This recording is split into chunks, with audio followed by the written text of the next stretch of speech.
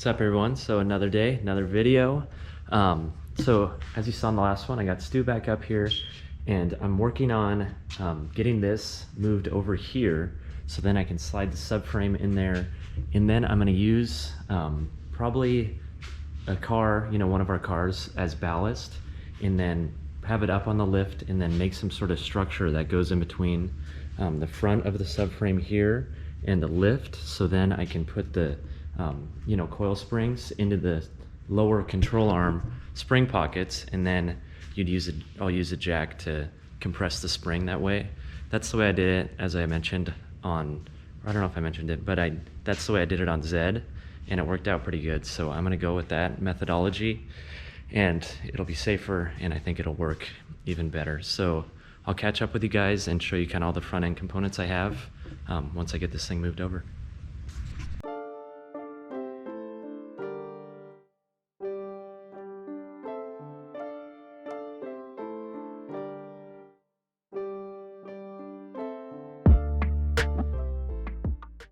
Got Stu moved over here. So this little subframe that we built, it's almost like a moving subframe, has worked really well for us because, to get it down to the paint booth, it's a little bit, you guys see, a little bit of a drive. Not anything crazy, maybe like a quarter mile, but to get it down there without it would definitely be a little bit of a challenge. So that's something I'm gonna have to deal with once this is in here.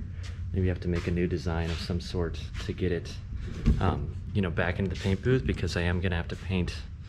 Obviously, I'm gonna have to paint the car. I don't know if I'm gonna have the engine running and everything by the time I'm working on the body work, but it's definitely gonna be a little bit of a challenge, right? If I wanted to paint the roll cage and the roof needs work, you can see all that stuff needs to be taken off, and a coat of that epoxy sprayed and then coat of black. So that's something I'll have to think about. I might just try and paint it in this shop or something.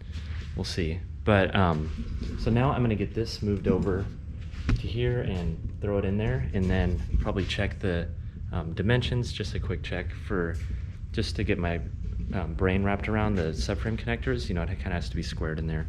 So I'm curious whether it's gonna be square, but I'm gonna get to work on that. I'll put you guys on the time lapse.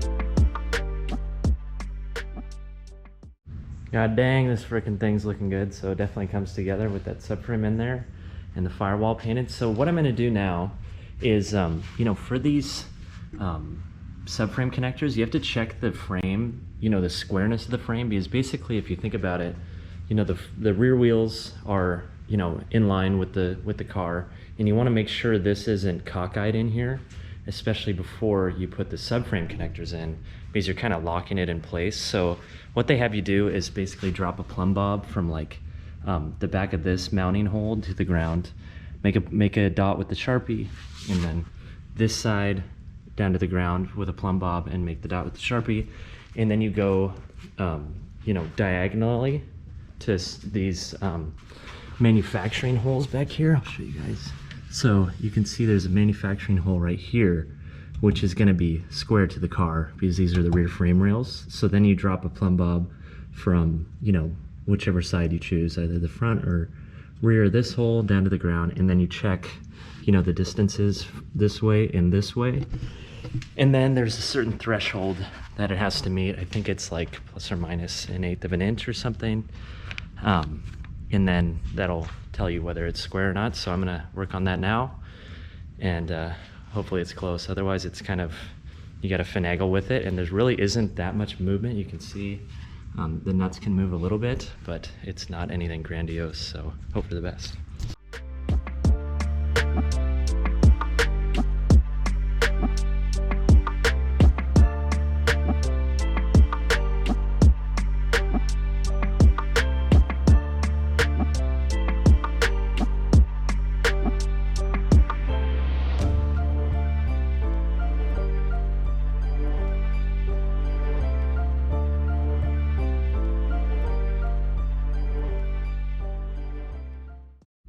So this side we're starting out with 103, and this is live.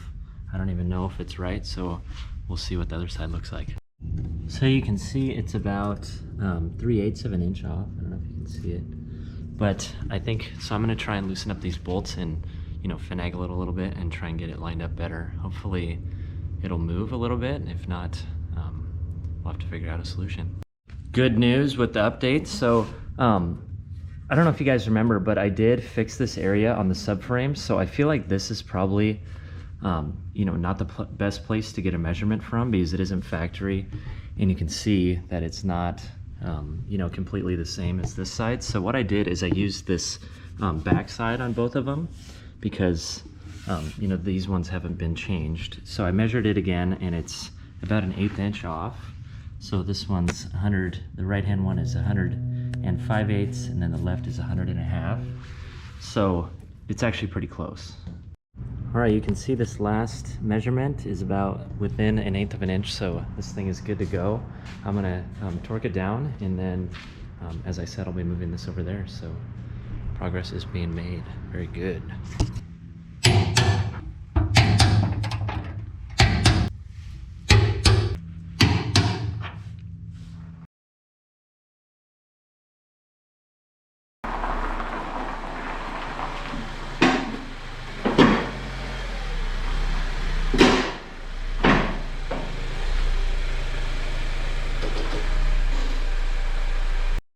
Got a little ballast on the lift. So this is my new car. I'm gonna make an introductory video to it pretty soon here.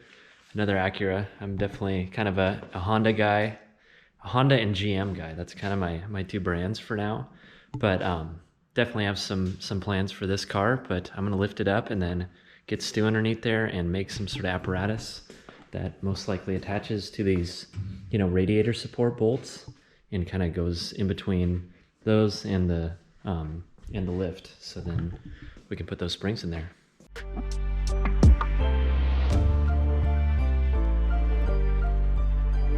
Wrong.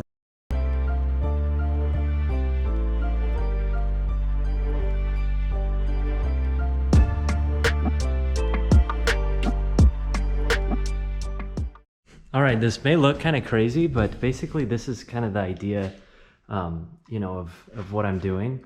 So a 4x4 up here, right? Obviously two 4x4s, and then you're just kind of sandwiching it in between, you know, the TSX up here, you know, the heavy front end of the TSX, and then, you know, I'm gonna push up and basically try and lock it in here as best as I can using the jack stands, and then I'll use that jack. You know, I'll put the spring down in the pocket of these A-arms.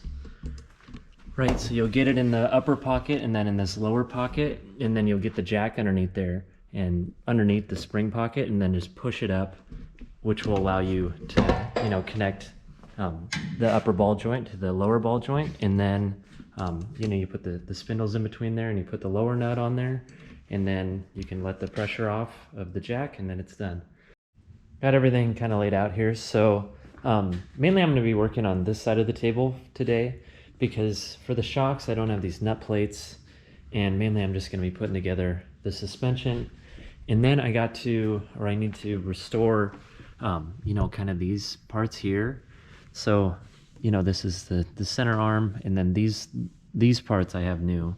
You can see them here, some good Moog stuff. So definitely need to paint these, probably with a little bit of etching primer, and just spray paint them. And then probably clean up that steering box, and then that would get, you know, my steering back together. So that would be nice, because then you can kind of tow it around and get it places. So I'm gonna get to work on putting these springs in there, and I will throw you guys on the whole lapse of time.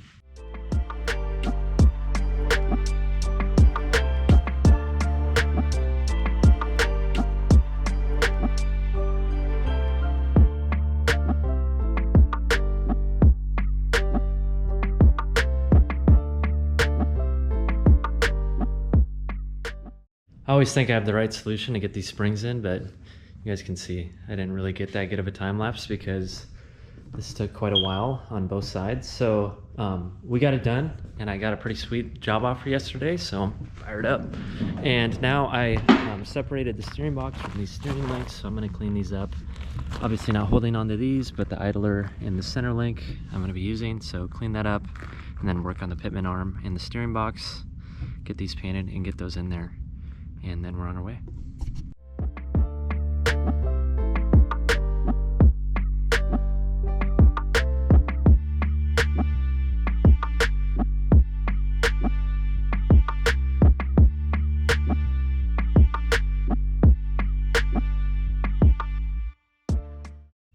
The pitman arm and the idler arm are definitely have a little bit of play in them, so you know, if you push on it this way, you can kind of see it moving.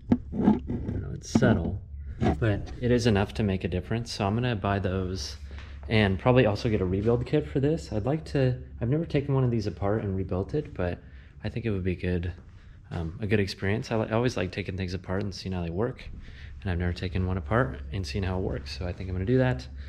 So you know, I'll probably try and get these on next, you know, the brake brackets and the brakes. I always feel like I'm getting a little ahead of myself, so needed these backing plates before moving forward with any of the brakes. And also got these shock bolts ordered. As I mentioned, I needed them, and I'm definitely thankful the parts are so cheap for these old rigs, as you can see.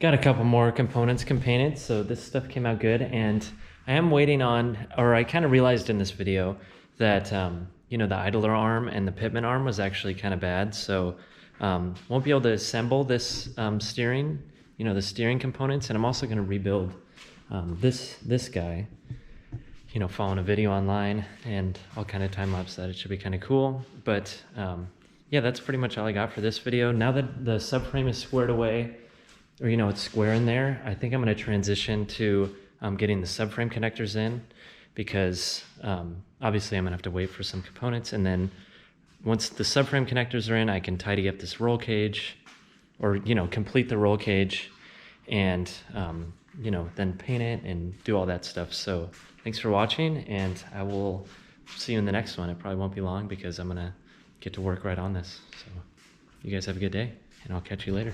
Hey, thanks for stopping into the Bluebird Enterprises YouTube channel. If you like what you saw, give me a big thumbs up, and hopefully you're leaving with a bigger smile than you came in with.